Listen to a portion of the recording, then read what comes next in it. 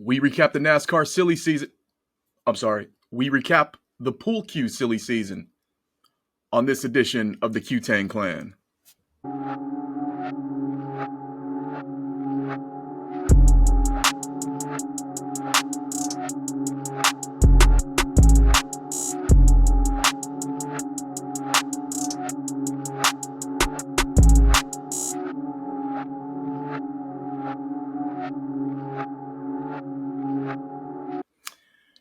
Thank you, everybody, for being here. My name is Rob, aka the Gangster of Pool, and this is the Cue Tang Clan.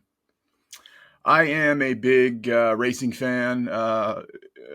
Every year during NASCAR season, off season, they have different guys going to different cars, different sponsors. For instance, Kyle Busch used to be in the 18, then he went to the 8, so on and so on. I kind of call it the silly season because this year, for the first time, with pool players and equipment and pool cues, we kind of have a silly season. I just came up with a random 7 names who have undergone Q sponsor changes this year. So that's what I'm going to talk about in this edition of the Cue Tang Clan. What brought all this on is I had an idea. I just keep a list of every time a guy changes sponsors, go from one pool cue to the other, one company to the other, equipment deal, money deal. I jot it down, and then yesterday or a couple days ago, I seen a post on Shortstop Bob. Shortstop Bob is one of the smartest pool guys on social media. Those of you who haven't seen it, he has a great invention. It's a very ingenious training tool. It's called the Ghost Aimer, and it lets you see the cut angle of the shot. I'll include a picture for it, but check out Shortstop Bob on Instagram and YouTube, and you'll definitely see what I'm talking about. But anyway, he had a post about I think somebody wrote about it, and then he posted the clipping from it about how Matchroom is always talking about getting these guys out there and letting the players become more of a personality, and that's their equipment is something that's such a major part of that. I'm a big Jordan fan. I've always been Nikes, Jordans, and that's the thing. Michael Jordan was synonymous with Nike shoes and his Jordan brand. There's a great movie on Amazon Prime called Air, which is about the sneaker. But regardless, some of these big names are just synonymous with their equipment and what they use. And I think in the post he was talking about how that would not only do wonders for Q sales and equipment sales, but it would kind of put these stats together. Here we have Fedor Gorst. He uses he's from Russia. He's with Christina. He uses Viking XYZ. I think that is what the point of the post was about, and that's what I keep track of as far as what I've been writing down. I think for sales that 90% of sales is what we see our favorite players or players we admire, what we see them with. Such a big fan of Jen Beretta, and just getting to know her and what she played. I became involved with playing with the Predator P3 because that's what she played with, and she spoke so highly of the Q, so that's what I wanted to play with, and that's what I enjoyed playing with for a time. So I think that was the point of everything. So regardless, I just wrote down 7 names that have undergone new Q deals in the past, from the end of last year to the beginning of this year.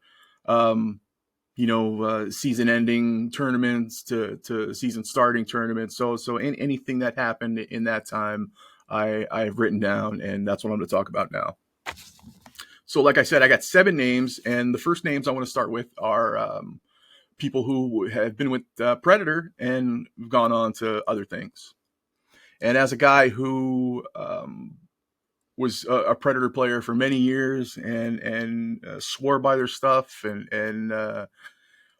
changed in the middle of last year, I gotta say to myself, what's going on with that company, because they used to sponsor any and everybody, and now it seems like people are just heading for the hills when it comes to Predator. Um, I know they had a death in their creative department. I don't know, R&D department.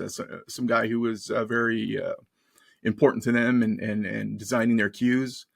Predator's very notorious for recycling their technology, not and also their colorways. It seems like you have a lot of the things just shown and then recycled and shown again, and they never really put out anything new.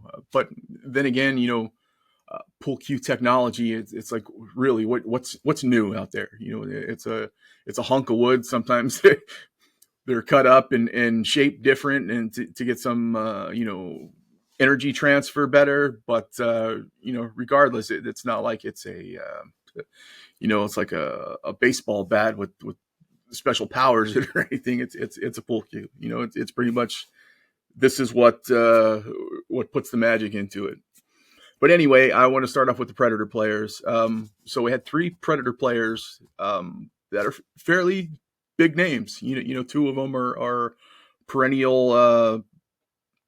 Actually, you can say 3 of them. 3 of them are perennial Mosconi Cuppers and high end male pool playing talent. The other one is probably more known than everybody, and that's talking about Savannah Easton, the junior player. So we had 4 of these guys leaving Predator. We'll start with your number 1. It's FSR, Francisco Sanchez Ruiz. He announced right before the Mosconi Cup that he was leaving Predator and he was going to Cue Tech. So the Cue Tech Cue that he went to is the Synergy. What do we have here? The Synergy Leopard. And I noticed that is at a $900 price point, and that comes with the Synergy carbon fiber shaft.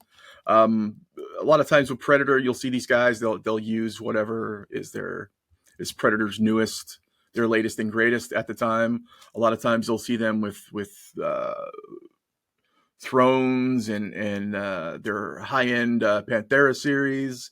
And I think more lately it was the True Splice. And I think that was the last thing that FSR was using, was the True Splice. So FSR from Predator to Cue Tech. And now we have probably the most latest. We have FSR's, his bestie, David Al-Kaidi. David Al-Kaidi, longtime Predator player. Predator to, I always have a tough time pronouncing his name, but Predator to Jay Pichauer. Pichauer Cues, that's a company I've probably had my eye on for a while. I see them make some really nice stuff, American made, and that's big for me. But as being a Chicago Bear fan, a very diehard Chicago Bear fan, Pichauer Cues are made in Green Bay, Wisconsin, and we don't mess with that. I got a great joke from Chicago to Green Bay people. What's the difference between a woman from Green Bay and a dairy cow? And it's the flannel shirt. So you guys can use that. That's free. So anyway, we got David Al-Kaidi going from Predator to Pichauer. Some very notable Pichauer pros. Janet Atwell, everybody's favorite female player, April Larson, the grinder, and somebody who I keep an eye on. She's a European player. She's German, Melanie Sussenguth. So they are Jay Pichauer players. Their pro series, I couldn't get an exact model what David Al-Kaidi went to, but their pro series, it's they range from anywhere to $400 to $3,000. So I would expect a very $2,000 to $3,000 cue for someone like David Al-Kaidi and his whatever custom options they're offering him. Third on that Predator list, Oscar Dominguez. Oscar Dominguez, longtime Predator user, went from Predator to Lucasi. Yeah, I actually left Predator earlier, from what I noticed. But they made the announcement. He and Savannah made the announcement that they were both going to Lucasi together, and that was just recently, within the last couple months. Um, he is currently playing with a Lucasi Custom, and he has a flex point shaft with that. Um, Oscar has a good YouTube channel. He breaks down his cues and what he's currently using. So if you like Oscar, I'll definitely check out his YouTube channel also. And that leads into my last one. Obviously, Savannah. I just said that her and Oscar went from Predator to Lucasi together. She went to a Lucasi Pure X, and very notably the Keelwood shaft. I don't know if you guys have seen these Keelwood shafts. They're a darker color maple shaft. I guess it's hard rock maple or something like that, and it's lighter weight with a stronger response. So once again, Savannah from Predator to Lucasi, and she's using their Pure X with their new Keelwood shaft. I think probably that Keelwood shaft is the next. I don't know. It's probably the next hot shaft on the market. I think people are still trying to perfect the carbon fiber shaft, but I predict that Keelwood will be the next hot thing. Years ago it went from maple, to fiberglass wrapped maple to carbon fiber. So it's always like a 10-year hotspot market, for new items. So I don't know. I could be wrong, but I think that's probably going to be the next thing that I think people play with carbon fiber long enough that the real people that want to use wood come out of the woodwork. No pun intended. But yeah, so I think the maple was always a heavier option. So if it's people still got that wood feel but lighter, I think that's what's going to probably propel the Keelwood market. But anyway, moving along, next one I got is Allison Fisher. Allison Fisher is arguably the best female player of all time. She's one of those people who's constantly moving to different things. She's got such a good mind for moving, with the change of the times and everything like that. You've seen her with Cue Tech, you've seen her with OB. I know she's had some of her own custom options that I've seen her, with her booth at the Super Billiards Expo. But most recently, she has gone to Mez cues. There was a post last year. It says Allison Fisher has gone full Mez, and I glanced at it and I looked at it wrong. I thought it said she went full Les, and I was like, I thought she was straight. But anyway, regardless, she's Allison Fisher's with Mez now. She is using the ACE or ACE 2187 with their Ignite carbon fiber shaft. Mez is a name that before I went from Predator to Viking last year, Mez was a name that I was very. It was definitely in the basket as a Q company that I definitely wanted to go to. I'm a big fan of Mario I know he's a Mez player. Mika Immonen, another great Mez pro, but they were definitely a name that I had my eye on, and I was willing to give them my many dollars.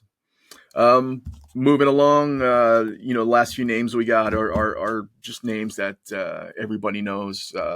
We talked about it last week. Jason Shaw, Perry Q to Revo Shaft to Viking and White Carbon last year. He's a guy who really doesn't need a lot of time to meld with his equipment. He's always playing different games and using different types of cues. So I think he's just one person that it doesn't affect. Me, I needed months, just to bond with my new stuff. And I know it's stupid, you say bond with it, but everything's based on muscle memory and feel. It's like you really gotta embrace the change to make it work. At least that's what I think anyway.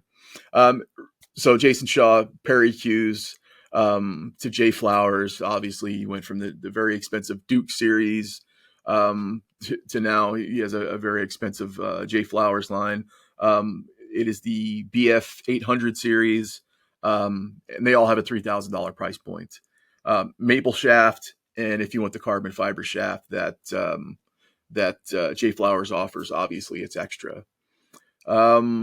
Last but not least, my new teammate, Fedor Gorst. He's one of those guys, just like FSR, right before the Mosconi Cup, right before the biggest tournament of the year, he switches from Cue Tang to Viking or triple 60 Viking butts with white carbon shafts. Fedor is his personal Viking butt is the B3391 series. Viking kind of has a weird, well, not weird, but it takes a little time to get used to their models and everything. They have a signature series, which was the cue I play with, my Paul Drexler, and their other high end series is Two Feathers. So they kind of have like these guest cue makers, these guest artists handle their high end stuff. And while they very similarly put out a more tamer line. When I say tamer, it's for instance, the Two Feather series and the Paul Drexler series. There's like 100 rare inlays and abalone and special nickel and all that, and the Viking line. It's similar, but it's dulled down. There's not 100 inlays in it. But it's very much the same butt. And obviously the star of the show for the last few months is the white carbon shaft, and the butt is a $500 price point. Obviously the shaft is a lot more. It's growing very steadily from $500 to $600, and it's right at $600 right now. So that's my list of cue changes for the Cue World silly season, as I call it. It's some things, a lot of things going on with the Matchroom WPA war. All the guys that have signed with Matchroom, it makes you wonder if since Predator is aligned with the WPA and the Predator Pro Billiard Series, if that was a sticking point to these guys signing and getting major deals like FSR, was that contingent on him becoming the face of the World 9-Ball Tour? He had to leave Predator and go to the more friendly Cue Tang that everybody seems to be going to. Same thing with the other guys, Alcady and Dominguez. These are guys that are involved in the points race for the Mosconi Cup, and then leaving Predator. It makes you think. But then again, you got guys like Josh Filler and Alman Ocean and their Jasmine Ocean, the sister to Albin, and obviously Josh Filler's wife Pia. They're all very famously Predator people, but Albin and Josh Filler are still, signed to the WNT. I messaged Carl Boys one time and asked him, is Josh Filler, you obviously want him on the tour. He's in my opinion, he's the best player in the world right now. Him not leaving Predator, is that going against the grain for you guys? And he said, no, he said these guys can use whatever they want. I don't know what's going on behind the scenes and all that. Maybe they're urged to use one or the other, but yeah, it kind of makes you think. It's if you're going to go over there and you're going to be a prominent figure, can you not use Predator? We'll find out more as the situation develops. But anyway, that was my silly season list.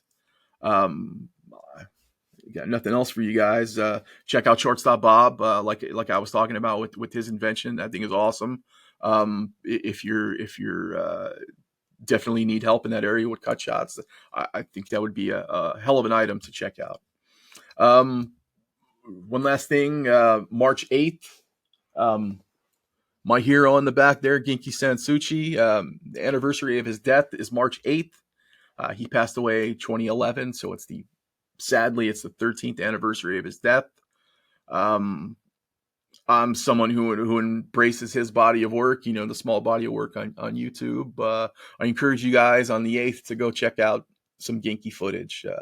Very great match with Mike DeShane where he's down very big and makes a massive comeback while he's listening to Eminem on some headphones. The guy, he's one of those guys. He was just a beautiful player, and I don't know him personally, but you hear stories about him, and especially talking to his wife and people that are very close to him.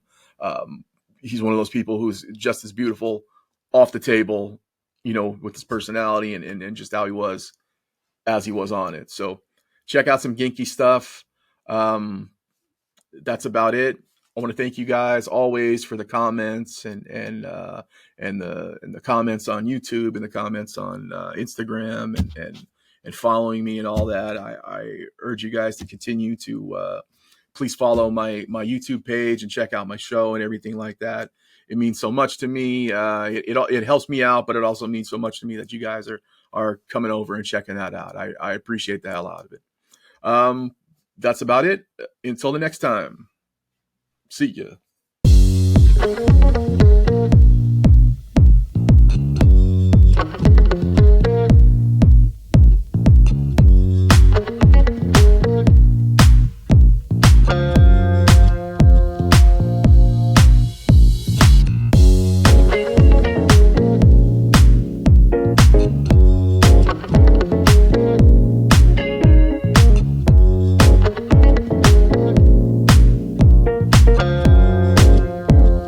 As far back as I can remember, I always wanted to be a gangster.